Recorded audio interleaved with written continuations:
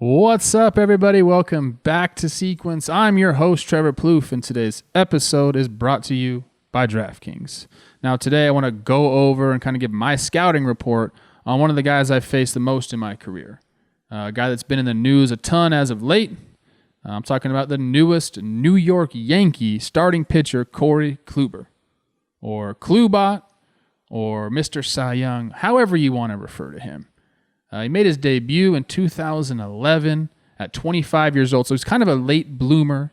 Didn't have a great minor league track record. 2012 gets some starts. 2013 kind of gets his footing and something kind of clicks. And then in 2014, he starts his run. And from 2014 to 2018, he really becomes one of the best pitchers in all of baseball. He makes 3 All-Star teams, wins 2 Cy Young awards, and like I said, it just really rose to the top of the starting pitcher rankings.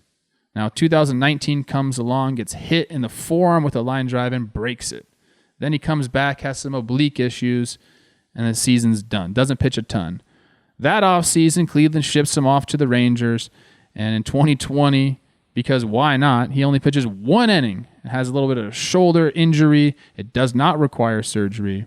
So flash forward into this free agency, the Yankees take a chance. And they say, we think we can get 2014 to 2018 Corey Kluber into our rotation. So let's do it. I sort of think they can. There's some fluke injuries that happen. He doesn't need velo, but we're going to go into that. And as a guy that's faced him maybe more than anybody in the big leagues, I wanted to bring you guys into the box with me. So let's go. The date is August 9th, 2015. I kind of just picked a random date where I knew we were facing Corey because, like I said, I faced him a ton. And this particular day, it was in Cleveland, and he was pitching really well. I think he took a no-hitter into the 7th inning. I had 3 at-bats against him, and they kind of lined up with how I approached him all the time. I've said on Talking Baseball a lot. What Corey does is he X's the corners.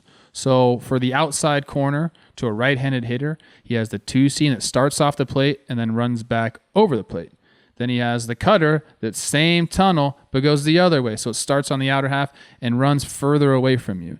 And then he has the power slurve, power curveball, whatever you want to call it, same tunnel, but then goes down. So my approach against him was always try to get him a little bit early. You wanted the 2-seam out over the plate. He also did the same thing on the inside part of the plate to a righty. He'll take that 2-seamer, start it, run it off the plate, more in on your hands, and then he'll front hip the cutter, which starts at your hip and then goes right back over to the corner of the plate. So it's very tough at bat. You almost have to guess right with him.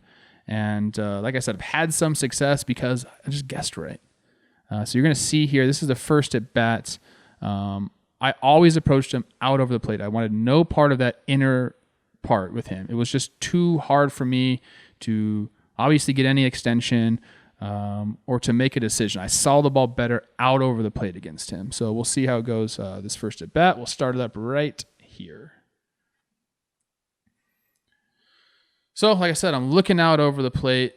Yanni sets up in. I don't want that pitch, and that's why. That's a pretty good pitch to hit, but because I'm looking out over the plate, I can't really get to it. So I foul it straight back. I'm kind of pissed at myself. If I would have been looking inside, I might have done some damage there. But as soon as you start looking inside, he just exposes you away. So I always thought it was best to stay true to your plan. And my plan was always out over the plate. So here's the 0-1. Jan setting up away. He loses that one arm side a little bit. That's the power curve. Could have been a strike, but an easy take for me because I saw it hop up out of his hand. And I was able to take it there. So now 1-1, I'm like, hey, out over the plate. What could we do? Sets up a wet. I get my pitch, and I just miss it. That one started outer third and kind of ran middle in, and I didn't get extended on it, so I popped it up to center field, and that's one I wanted back for sure. So let's go to bat number 2. This one's a little embarrassing, guys. This is where Kluber completely has me fooled. Again, I'm looking out over the plate, and I get it, and I take it. Maybe because he went inside of me that first at bat, I was opened up a little bit, but that's the pitch I want to hit right there, and I take it, and I'm down 0-1, and I'm really upset with myself right there. Now we can kind of go anywhere. So, sets up outside again. And just a bad swing. I don't know if I just didn't see it out of his hand, but that's the curve down and away. I'm looking back at Yan Gomes being like, why did I swing at that? What the heck was that pitch? And now I'm 0-2. It's not a good situation to be in against Klubs. And he can go anywhere here. My thought process is he going to try to bust me in to get me back away? But he doesn't have to do that. He throws that cutter, and I'm thinking, is he trying to fool me? But he's not. He just goes to his bread and butter, and I K, and that is a horrible swing. We can kind of go back to it right here. Yeesh. Not what you want to do right there. Not at all. Bad at bat. And I remember being in the dugout after that bat, being very embarrassed. Even though it's Corey Kluber, it's still embarrassing. Watch this slow-mo right here, though. Just comes out like a fastball, and then you saw a little cut right there at the end. Watch it again.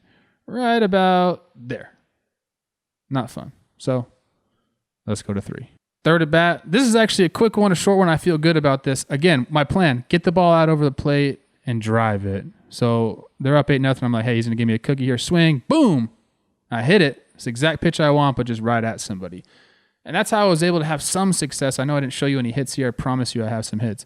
But that's exactly what you want to do there. You can watch right here. He wants that pitch away. He's obviously pitching with an 8-run lead, so it's a little different. Sets up away, but just a lot of the plate. I'm looking for that pitch, and I do exactly what I want, but you don't always get rewarded in baseball. So that's my day. What I really wanted to do with this is kind of show you what kind of pitcher he can be. He doesn't have to rely on velo. He X's the corners. He has guys guessing up there, and that's why he can make you look really, really foolish sometimes. So I think the Yankees got a good one, and I think that he can find that form again. His injuries were flukish, and I'm really looking forward to him to get back on the mound and see what kind of adjustments he has to make. Yankees Stadium, we know, is short in right field. So was whatever field was called. The Indians field. It's changed names a bunch. Same way, the ball kind of flies there to right. Maybe not as much as Yankee Stadium. I'm curious to see what kind of adjustments he's going to make. But that's it's all going to play out in 2021. I can't wait to watch. Thanks for joining us. I'll see you next week for another fun episode of Sequence. Peace. The return we have all been waiting for is finally here. UFC's most notorious icon is stepping back into the octagon this Saturday. Be sure to check out DraftKings Sportsbook, the official sports betting partner of the UFC, for a shot to turn $1 into $257. That's right, new users can bet $1 on McGregor to win by knockout in the first round. And if he does, you'll be cashing in $257. Bet a little, win a lot. It's that simple. Download the top-rated DraftKings Sportsbook app now and use promo code Jomboy when you sign up to turn $1 into $257 if McGregor wins by first-round knockout. Place your bet and watch the fist fly this weekend. That's code Jomboy for new players to get $257 if McGregor wins by first-round knockout for a limited time only at DraftKings Sportsbook. Must be 21 or older, New Jersey, Indiana, or Pennsylvania only. Restrictions apply. See DraftKings.com/sportsbook for details. Gambling problem? Call 1-800-GAMBLER or in Indiana, 1-800-9-WITH-IT.